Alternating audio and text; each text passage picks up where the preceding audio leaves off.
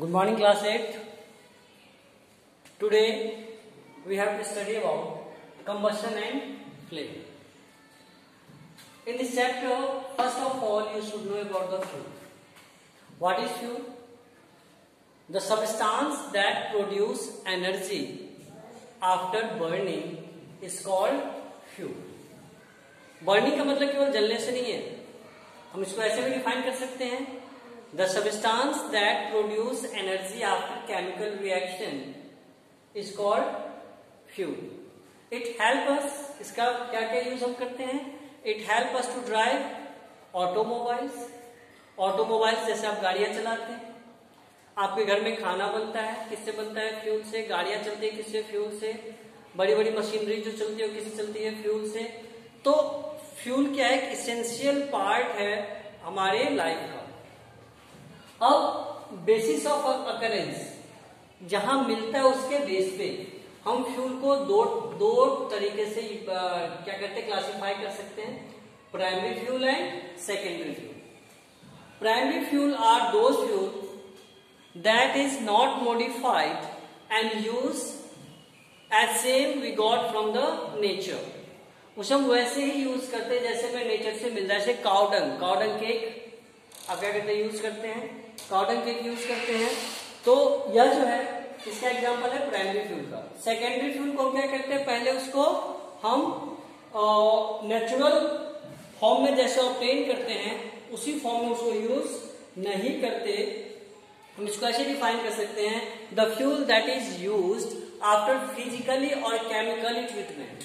The fuel that is used after physically और chemically treatment is called secondary fuel.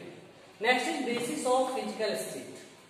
Physical state के base पे इसे क्या करते हैं? तीन टाइप पे बांटते हैं, solid fuel, liquid fuel and gaseous fuel. Solid fuel क्या हो जाएंगे? जैसे आप लक्कड़ का यूज करते हो, लक्कड़ का एक सॉलिड फ्यूल है.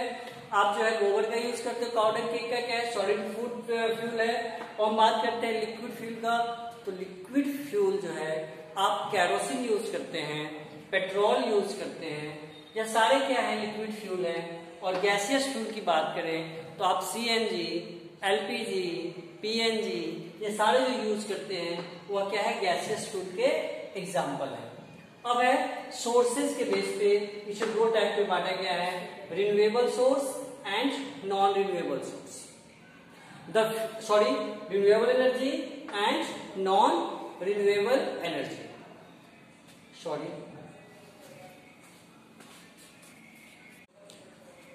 तो बेटा बेसिस ऑफ सोर्स के बेस पे इसे दो पार्ट में बांटा है, renewable fuel and non renewable fuel. Renewable fuels are those fuel that can again be obtain after use is called renewable fuel. जैसे हम यूज करते हैं किसका यूज करते हैं हम? रिन्यूएबल फ्यूल के तौर पे. तो जैसे लक्कड़ हो गया, हम फिर से पेड़ लगा सकते हैं. एग्रीकल्चरल हमें प्रोडक्ट मिलता है, जैसे आपने देखा होगा जो क्या होता है? पैडी का हे, राइस का जो हे होता है, पोआल कहते हैं हिंदी में, वह क्या होता है? उसे हम जलाने के बाद फिर से हम उसे प्राप्त कर सकते हैं खेतों में डाल के. तो वह क्या हो गया? रिन्यूएबल. एंड नॉन, जैसे हमारे पास सोलर एनर्जी है. सोलर एनर्जी किसका एग्जाम्पल है? वह भी फ्यूल के तौर पर उसका यूज करते हैं खाना बनाने में. किसका एग्जाम्पल है? रिन्यूएबल का. अब है नॉन रिन्यूएबल फ्यूल. वैसे फ्यूल जो एक बार खत्म होने के बाद दोबारा ऑब्टेन नहीं कर सकते. The fuel that can not be obtain again after use is called non renewable fuel. Okay. अब हमें पढ़ना अगला टॉपिक हमारे पास कैलोरीफिक वैल्यू. क्या होता है calorific value? The amount of energy is produced. The amount of energy is produced after burning 1 kilogram of fuel. After burning 1 kilogram of fuel is called its calorific value. It's called its calorific value. Okay? इसे हम किसमें express करते हैं? Kilo joule पे. किसे करते हैं? Kilo joule में. Expression kilo joule. अब क्या फ्यूल जलाने के कुछ हार्मफुल इफेक्ट भी है? बिल्कुल है. जितने भी हम खास करके फॉसिल फ्यूल को बर्न करते हैं तो वह क्या होता है? सबसे पहले बहुत सारा carbon dioxide and carbon monoxide छोड़ता है. जो कार्बन डाइऑक्साइड होता है वो क्या करता है? वह सोलर एनर्जी को ट्रैप करता है और ट्रैप करके क्या करता है? तो उसे अर्थ पे आने तो देता है बट उसे वापस जाने नहीं देता, उसे फंसा लेता है, ट्रैप कर लेता है, जिससे क्या होता है अर्थ का टेम्परेचर जो है वो क्या होता है, टेम्परेचर राइज करना शुरू हो जाता है। और जब राइज करना शुरू होता है तो क्या होगा, अर्थ की टेम्परेचर क्या हो जाएगी, बढ़ना शुरू हो जाएगा। बढ़ेगा तो क्या होगा, जो पोल पे आइस है वह आइस क्या होगा, मेल्ट होना शुरू हो जाएगा। और जब मेल्ट होगा, और हो ही रहा है, आप देखोगे अभी क्या हो रहा है, बहुत सारा आइस क्या हो गया, पोल से मेल्ट हो गया, जिससे वहां की जो लाइफ है, जो पोलर लाइफ है, जो पोलर एनिमल्स हैं, पोलर प्लांट है, उनके लिए क्या हो गया, लाइफ सर्वाइव करना क्या हो रहा है, मुश्किल हो रहा है। जैसे आपने सील, वॉलरस का नाम सुना होगा। लेकिन इस सारे पोल के आइस पिघल जाए तो क्या होगा, जो सी का लेवल है वो 2 से 3 मीटर ऊपर उठ जाएगा, और जो भी सीशोर पे बसे हुए क्या है, शहर है, सिटीज हैं, वो सब क्या हो जाएंगे, पानी में डूब जाएंगे, और बहुत मुश्किल हो जाएगा लाइफ को सरवाइव करना।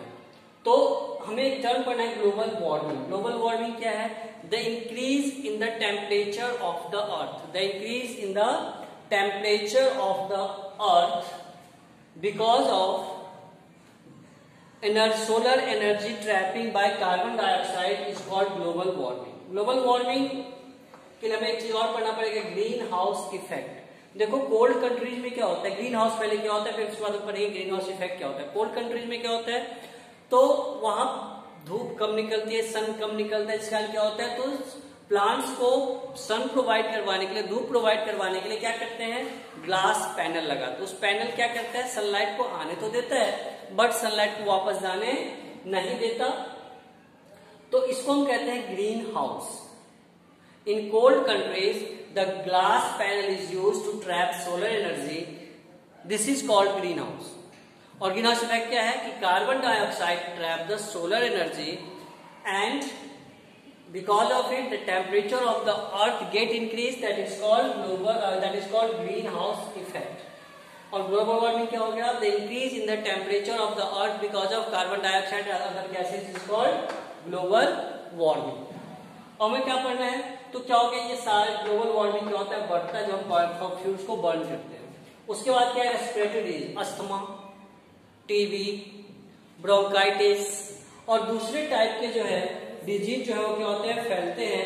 कैसे, किसके कारण, टीबी तो ऐसे बैक्टीरियल डिजीज है, माइक्रोबैक्टीरियल ट्यूबरकुलोसिस से फैलता है, बट अस्थमा और ब्रोंकाइटिस किसके कारण होता है, तो हार्मफुल इफेक्ट, जो हम फ्यूल जलाते हैं उसके हार्मफुल इफेक्ट के कारण, क्योंकि उसके पार्टिकल्स एयर में प्रेजेंट होते हैं, हमारे रेस्पिरेटरी ट्रैक्ट में घुस जाते हैं और फिर क्या करते हैं, डिजीज कॉज करते हैं।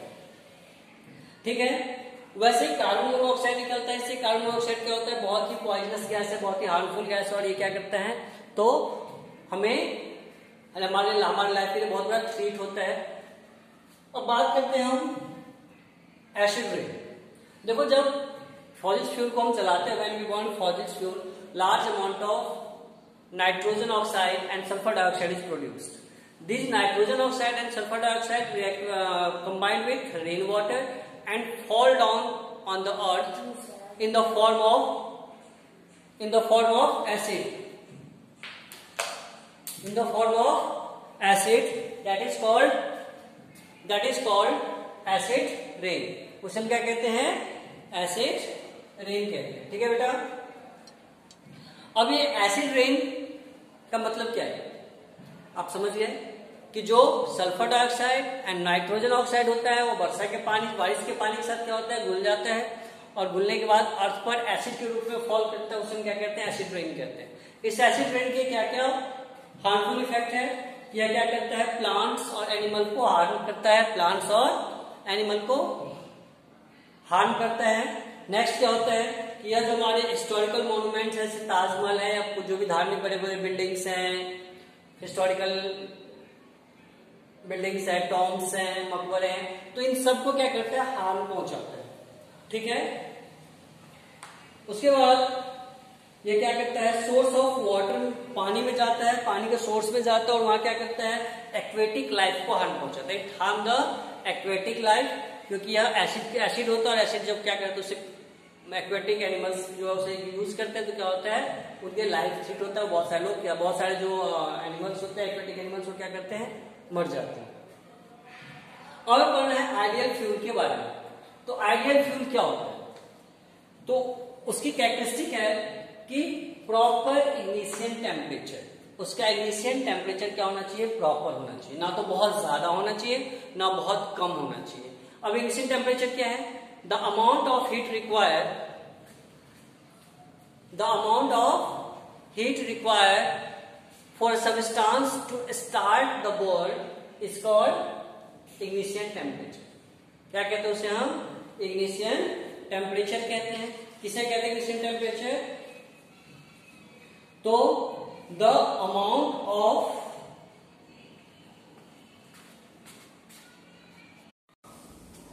तो हमें पढ़ना है किसके बारे में, आइडियल फ्यूल के बारे में। आइडियल फ्यूल की कैरेक्टरिस्टिक क्या होती है, सबसे पहले it's ignition temperature should proper. अब एक टर्म आ गया इग्निशन टेम्परेचर। इग्निशन टेम्परेचर क्या होता है, the lowest temperature at which any substance starts to burn. The lowest temperature at which any substance starts to burn is called ignition temperature. Ignition temperature बहुत कम होगा तो क्या होगा, बहुत जल्दी आग पकड़ लेगा और वहां जलने की संभावना जो है क्या होगी, पॉसिबिलिटी ऑफ बर्निंग क्या हो जाएगी, बहुत ज्यादा हो जाएगी, घर भर में आग लग जाएगा। तो इसलिए क्या होना चाहिए, उसकी इग्निशन टेम्परेचर क्या होना चाहिए, कम होना चाहिए, मतलब बहुत कम नहीं होना चाहिए। यदि बहुत ज्यादा होगा तो क्या होगा, उसको जलाने के लिए बहुत सारा टाइम लगेगा। तो ना तो बहुत ज्यादा होना चाहिए ना बहुत कम होना चाहिए, प्रॉपर वे में होना चाहिए। उसके बाद लेस रेसिड्यू, बहुत कम अमाउंट में रेसिड्यू लेफ्ट होना चाहिए। जैसे आप क्या करते हैं, कार्बन केक जलाते हैं तो क्या होता है, लार्ज अमाउंट में क्या निकलता है, आपको देखेंगे वहां पे एसिड निकलती है, राख निकलती है, या लकड़ जाते हैं बहुत सारा कोयला निकलता है। लेकिन क्या गैस जलाने पे कोयला निकलता है, नहीं निकलता, राख निकलता है, नहीं निकलता। तो रेसिड्यू होना चाहिए, लेस होना चाहिए।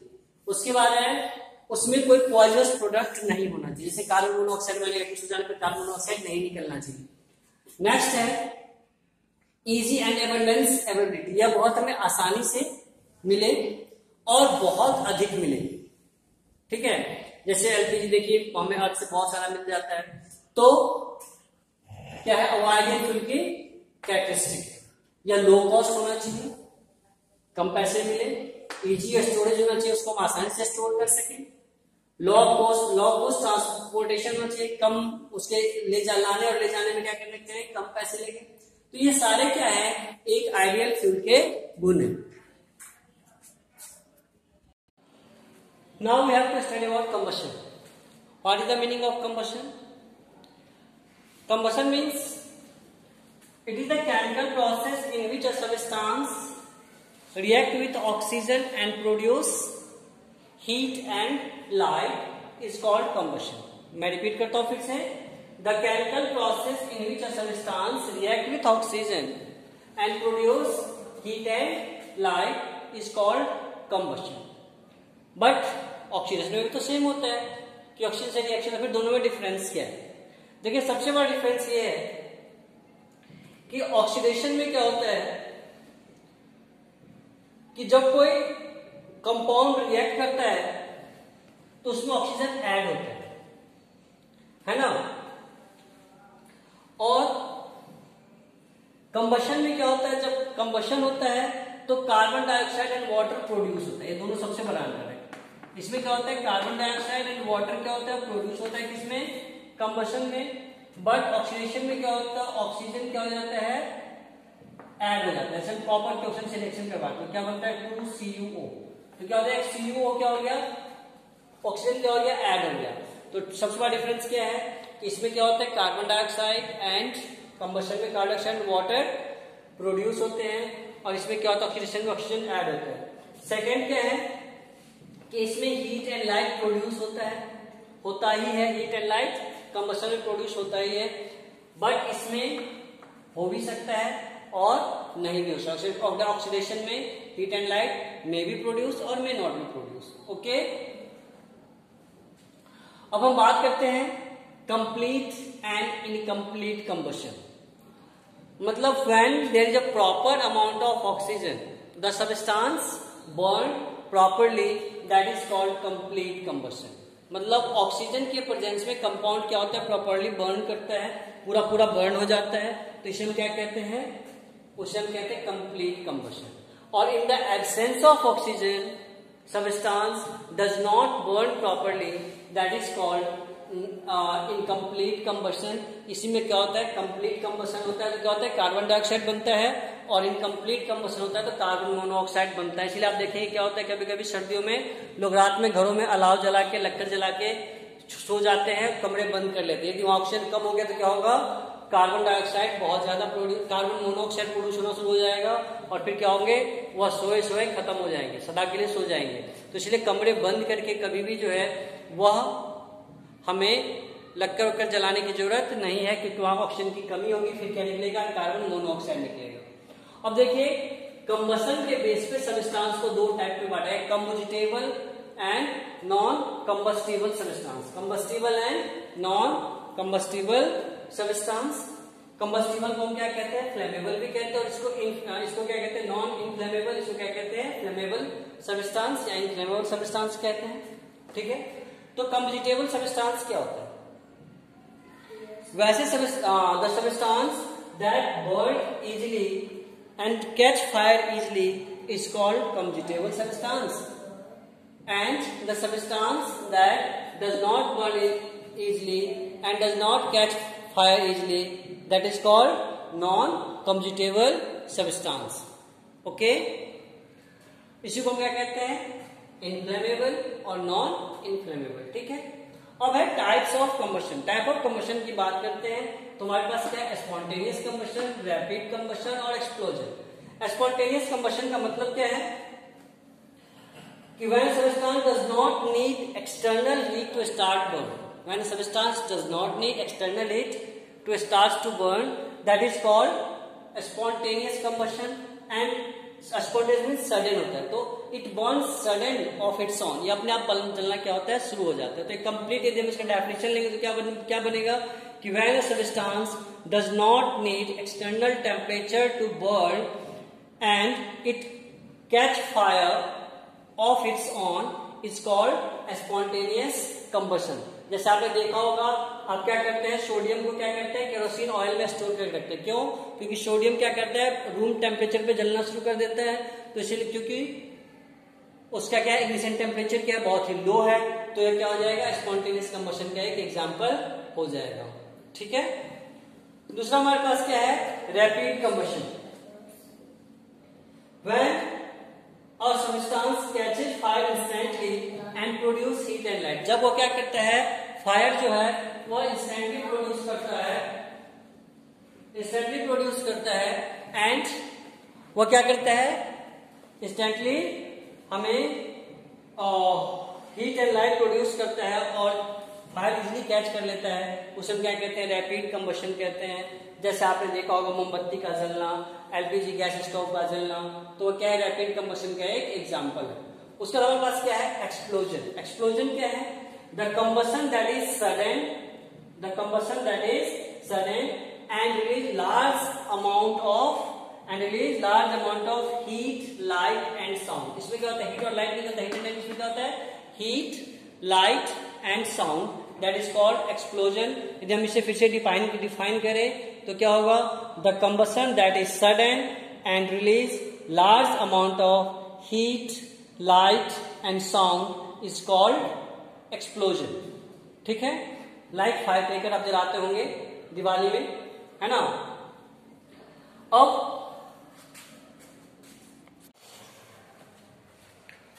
तो स्टूडेंट, अब हमें क्या पढ़ना है, हाउ टू कंट्रोल फायर। तो देखिए फायर जो है वह कभी भी ब्लॉकआउट हो सकता है, और क्या होता है, फायर जो है ब्लॉकआउट होता है तो क्या करता है, लार्ज अमाउंट ऑफ डिस्ट्रक्शन होता है, बहुत सारी चीजें क्या होती है, जल जाती है। तो उसको कैसे हम क्या करें, कंट्रोल करें। तो सबसे पहले आपको पढ़ना है water extinguisher. Water is act as a extinguisher because it lower the ignition temperature of the burning substance. ये क्या करता है, बर्निंग सब्सटेंस के इग्निशन टेम्परेचर को क्या करता है, बढ़ा देता है, जिस कारण क्या होता है, वो इजीली कैच फायर नहीं करता। दूसरा क्या होता है कि जब हम आग पे पानी डालते हैं, जब हम फायर पे क्या करते हैं, वाटर पुट करते हैं, तो क्या होता है, large amount of water vapour is produce, बहुत सारा वाटर वेपर प्रोड्यूस होता है, और ये वाटर वेपर क्या करता है, तो एक घेरा बना लेते हैं, एक उसके किसके चारों ओर, जो बर्निंग सब्सटेंस उसके चारों ओर क्या होता है, उसका एक लेयर बन जाता है, किसका, वाटर वेपर का। और ये वाटर वेपर क्या करते हैं, तो उसको ऑक्सीजन से कांटेक्ट हटा देते हैं, जिस कारण क्या होता है कि वो आग बुझ जाता है।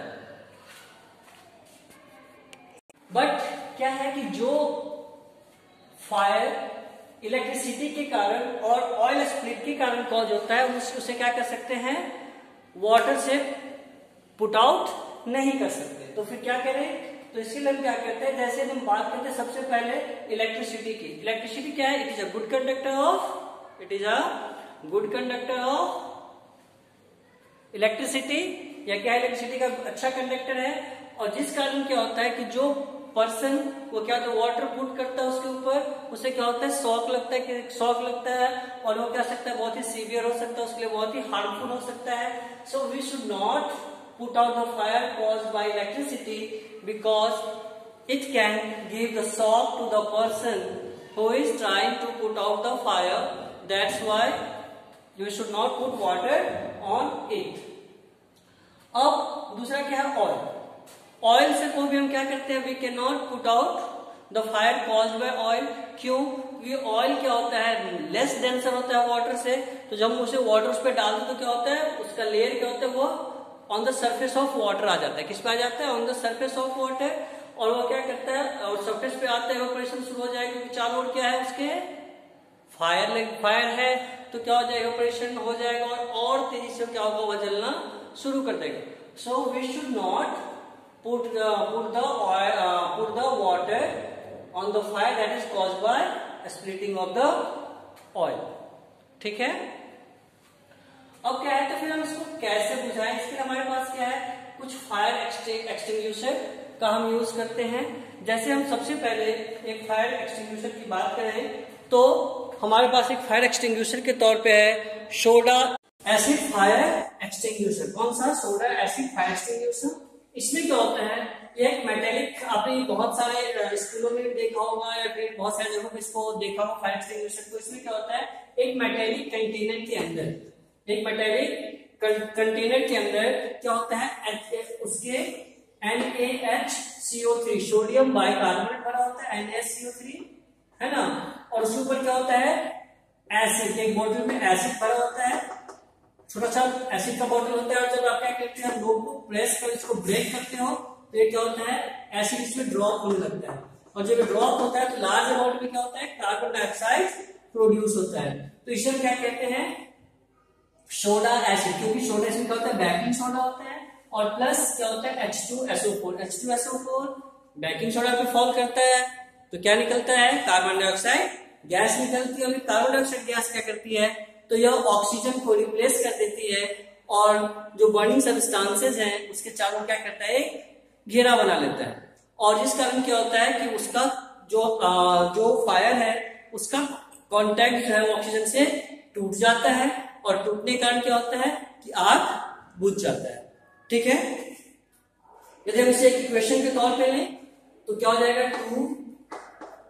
2NaHCO3 या क्या इसमें क्या बना था, H2SO4 क्या बना था, H2SO4, या जब रिएक्ट करेगा आपस में तो क्या बनाएगा, Na2SO4 plus 2H2O plus 2CO2।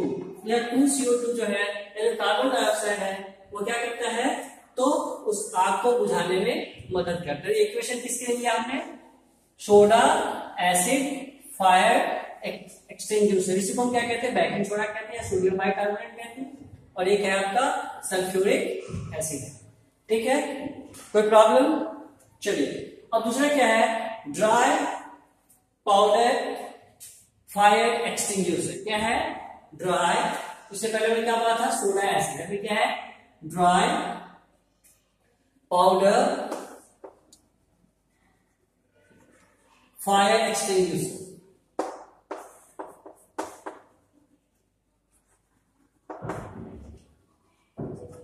तो ड्राई पाउडर फायर एक्सटिंग्विशर को इसमें इसकी यदि हम बात करें तो इसमें क्या होता है, इसके अंदर क्या होता है, सोडा, कौन सा सोडा, बेकिंग सोडा और सैंड होता है।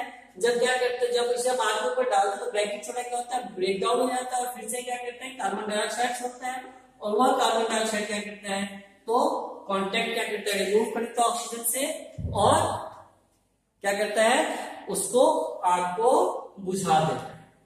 ठीक है। उसके बाद आजकल एक और फायर एक्सटिंग्विशर बहुत ज्यादा यूज किया जाता है, कार्बन टेट्राक्लोराइड फायर एक्सटिंग्विशर। क्या, कार्बन, उसको CCl4 कहते हैं, CCl4, carbon tetrachloride fire extinguisher. इसमें क्या होता है, एक प्रेस करने के लिए नोब लगा होता है और जैसे यार खास करके जो इलेक्ट्रिसिटी से आग लगती है उस आग को बुझाने के लिए हम क्या करते हैं, CCl टाइप फायर एक्सटिंग्विशर का यूज करते हैं। तो ये जो CCl टाइप फायर एक्सटिंग्विशर है, यह फायर एक्सटिंग्विशर क्या करता है, तो इसे जब प्रेस करते हो, CCl क्या होता है, हार्ड मतलब हैवी होता है एयर से, और वह क्या होता है, जो बर्निंग सब्सटेंसेस हैं उन सब्सटेंस के ऊपर क्या करता है, एक लेयर बना लेता है और वो क्या करता है, इस कारण क्या होता है कि आग बुझ जाता है। तो हमने क्या देखा कि हम ऐसे बुझा सकते हैं कि ये सारी चीजें ना हो तो तेल और जो ऑयल और इलेक्ट्रिक करंट से जो आग लगती है उसे हम कैसे बुझा सकते हैं। तो इसके लिए हम क्या कर सकते हैं, सैंड का यूज कर सकते हैं।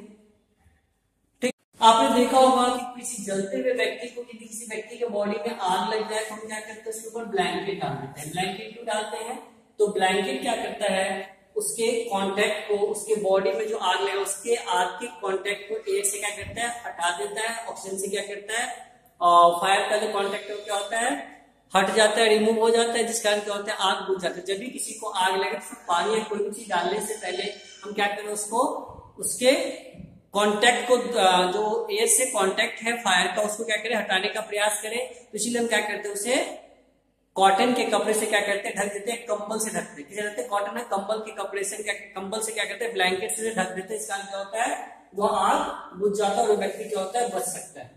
ठीक है। अब हमें पढ़ना है फ्लेम।